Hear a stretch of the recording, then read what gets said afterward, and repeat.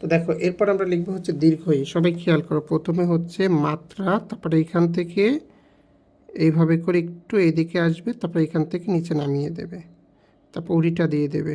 আমি আবার দেখাচ্ছি, মাত্রা, তারপর এইখান থেকে তয়ের মতো, কিন্তু এটা একটু উপরের দিকে। আমি আবার দেখাচ্ছি স্টেপটা, এই যে এটা হাত না উঠিয়ে এই অবধি আসবে এরকম।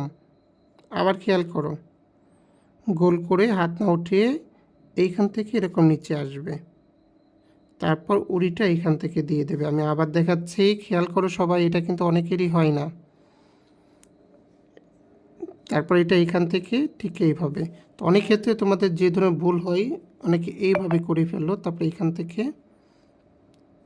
এইভাবে, আবার কাউকে দেখা যায় এই দিক থেকে বাড়তি করো, তারপর এইখান থেকে এইভাবে দিয়ে দাও, এবং উড়িটাও সোজাসুজি দিয়ে দাও।